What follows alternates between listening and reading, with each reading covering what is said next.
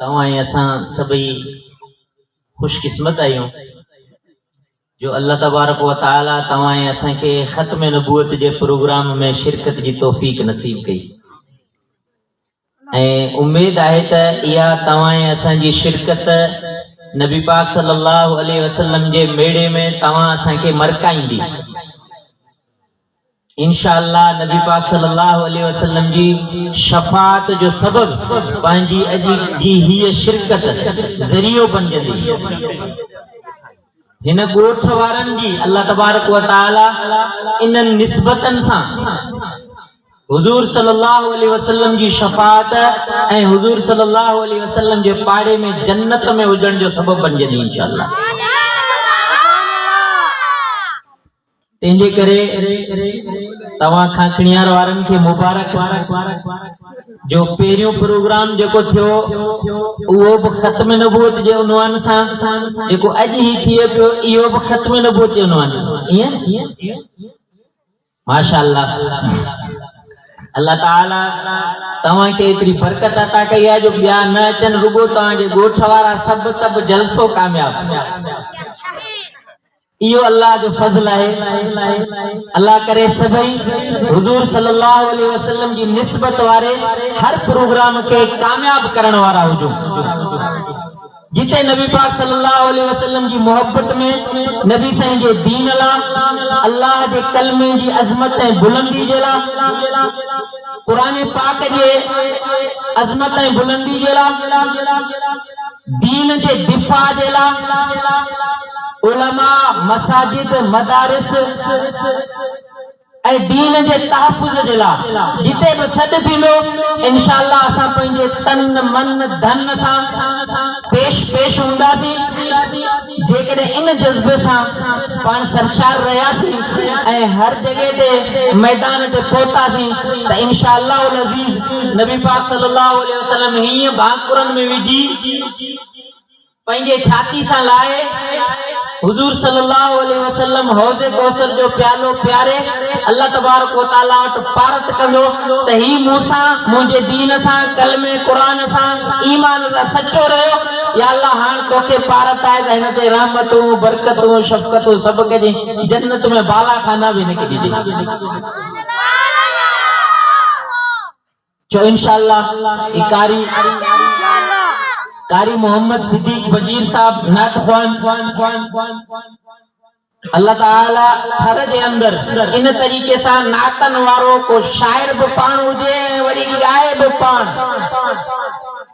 एड़ो बियो पाण वटि थर में कोने तेजे करे के शायर थर चवन था नात ख़्वान थर चवन था। इहा सआदत अल्हम्दुलिल्लाह तव्हां खाखणियार वारनि जे हिस्से में आई है। कारी इमामदीन हिते शुरुआत में मुझे ख्याल में झोंपड़ो जंहिंमें कुरान पाक जी तालीम शुरू कई हुई पोइ घणनि ॻोठनि में हाणे तव्हांजे ॻोठ जा उस्ताद आहिनि जेके मदरसा पढ़ाईंदा ऐं कारी साहब जा शागिर्द आहिनि। केतिरनि ॻोठनि में कुरान पाक जो फैज़ तव्हांजे ॻोठ जे तवसुत सां हली रहियो आहे। इहे सभु जॾहिं कुरान पाक जा शागिर्द नबी पाक सल्लल्लाहु अलैहि वसल्लम वटि इन्हनि जो अहवाल पहुचंदो जॾहिं माशर जे मैदान में इहे सभु पहुचंदा त पोइ ॿुधायो त तव्हांजे ॻोठ जो उन में हिसो हूंदो ऐं इन हिसाब सां तव्हांखे केतिरो दर्जो थींदो सवाब थींदो इंशाअल्लाह उल अज़ीज़। तव्हांजे बच्चे ॼण आईंदे नस्लनि जो उम्मीद आहे त बख़्शिश जो ज़रियो थींदो इहो कुरान पाक। अल्लाह साईं क़बूल फरमाए। हिननि प्रोग्रामनि में तव्हां असांखे पंहिंजी पूरी सलाहियतनि सां पंहिंजी पूरी हिम्मत ऐं ताक़त सां हिननि प्रोग्रामनि खे कामयाब करण जी तौफ़ीक़ अता फरमाए। उम्मीद आहे त नबी पाक सल्लल्लाहु अलैहि वसल्लम जी शफ़ाअत जा हक़दार थींदासीं। नबी साईं जी शफ़ाअत मिली सम्झ जन्नत मिली। नबी पाक सल्लल्लाहु अलैहि वसल्लम की शफाअत मिली यानी त अल्लाह तबारक व तआला की रज़ा मिली अल्लाह की रहमत मिली दुनिया में अॼु वई आखिरत में अॼु वई। तो दोस्तों अजीजो जितरो शुक्र करियो ओतरो थोरो है। के महफिलों नाच गानन जूं के महफिलों शराब खानन जूं के महफिलों बुराई जाता अल्लाह ताला तवाए असां के खत्म नबूवत जा प्रोग्राम, कुरान पाक की तिलावत जा प्रोग्राम, हुजूर सल्लल्लाहु अलैहि वसल्लम की नात ख्वानी जा प्रोग्राम, अल्लाह जी हमद सना जा प्रोग्राम, दीन जे तहफ़्फ़ुज़ जे ला, ईमान जे तहफ़्फ़ुज़ जे ला, इस्लाम जे तहफ़्फ़ुज़ जे ला, इस्लाम जिंदाबाद कॉन्फ्रेंस जे उन्वान सां तवां असां के अल्लाह ताला एड़न प्रोग्रामन जी तौफीक नसीब कई है। बेन गोठन में, बेन इलाइकन में शायद एड़ा प्रोग्राम न थींदा हुजन जेड़ा अल्लाह ताला तवाए असां के नसीब कया है। सय्यदुल अंबिया वारो कम, इमामुल अंबिया वारो कम, खातमुल अंबिया वारो कम जेको अल्लाह तबारक व तआला महबूब पाक सल्लल्लाहु अलैहि वसल्लम के नबूवत जो ताज दई करे रवानो कयो ते ही कम तुंजो कम हिन कम के करणो है। दुनिया में को भी जहन्नम में वञण वारो न थिए, सब जा सब जन्नत में अचण वारा थियन। नबी पाक सल्लल्लाहु अलैहि वसल्लम इन फिक्र से मेहनत शुरू कई, वही साजो कम अल्हम्दुलिल्लाह अज तवा खाखणियार वारा राज भाग गोठ में जिते किते वञी करे करियो पिया। सभई कुरान जे तरफ अचो, मस्जिद जे तरफ अचो, दीन जे तरफ अचो, अल्लाह जी रज़ा जे तरफ अचो, हिदायत जे तरफ अचो, आखिरत की कामयाबी जे तरफ अचो। हय्या अल सलाह हय्या अल फलाह वारी मेहनत माशाअल्लाह तवा खाखणियार वारा करियो पिया। बजीर बिरादरी मुबारकन जी मुस्तहक है जो पूरे खर के अंदर तवा जी बजीर बिरादरी में जेतरा दारुल उलूम ताई माने इस्लाम जे दीन के हवाले से पूरी दुनिया के अंदर जेके वडा वडा इल्मी मराकिज़ हैं उहे जे दारुल उलूम है, बिनोरी टाउन है, कराची जा वडा मदरसा जिनकी सनद पूरी दुनिया में हले थी, उते अल्हम्दुलिल्लाह तवा जा शागिर्द पहुता हैं बजीर बिरादरी जा, पो मेयारी जा हुजन, काकणियार जा हुजन, भाडूर जा हुजन, मालियार जा हुजन, मिठी जा हुजन।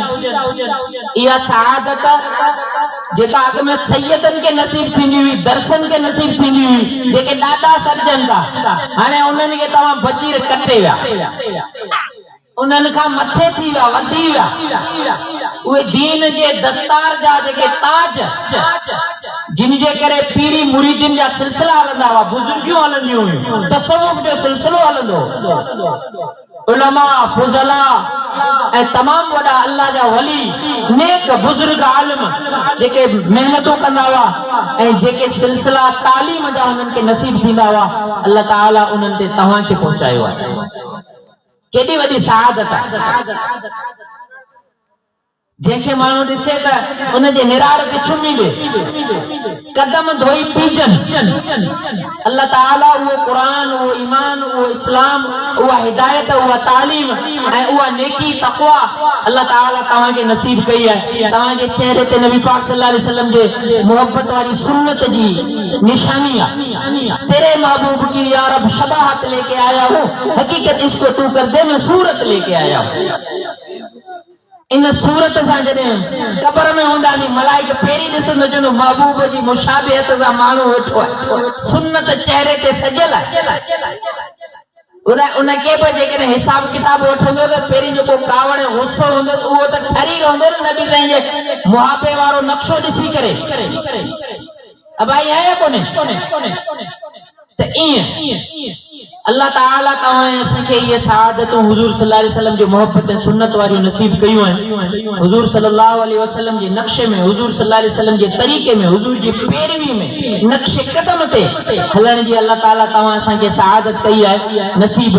जेंजे करे जिया पान जमीन वारा जदे आसमान ते नजर करियो ता तारा चमकंदे नजर अचन ता, ये तवा ये सुन्नतन सा सजल जदे ते धरती ते हलो ता आसमान वारन के ये दुनिया में चमकंदे तवा नजर अचो ता।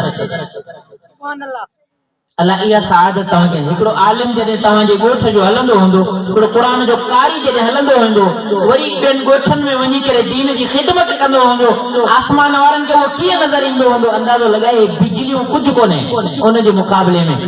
अल्लाह तबारक व तआला जी आसमानी मखलूक उन के इन का वधिक नूरानी चमकंदड़ ए वधिक महताबी सा ए जो का सो चांदनी जे मुकाबलन सा जो का सो उन के दिसनी इंशाअल्लाह। तो जेतरो शुक्र करे ओतरो थोरो है। ला इन शकरतुम लाज़ीदन्नकुम, शुक्र कनो तो अल्लाह ताला नेमतन के वधाइंदो। वला इन कफरतुम इन अज़ाबी लशदीद, जेकॾहिं ना शुक्री कंदा तो अल्लाह जो अज़ाब सख्त है। चो इंशाअल्लाह शुक्र कंदासीं अल्लाह असांखे दीन ॾिनो, क़ुरान ॾिनो, ईमान ॾिनो, नबी पाक सल्लल्लाहु अलैहि वसल्लम जी सुन्नत वारी असांखे निशानी ॾिनी आहे। इन ते शुक्र कंदासीं न इंशाअल्लाह। कोशिश कंदासीं त असांजो हर बच्चो जेको पैदा थिए खाखणियार जे अंदर वो नबी पाक सल्लल्लाहु अलैहि वसल्लम जे दीन वारो इल्म हासिल करे सॼी दुनिया में नबी साईं जे दीन खे ज़िंदा करण वारो थिए। चो इंशाअल्लाह।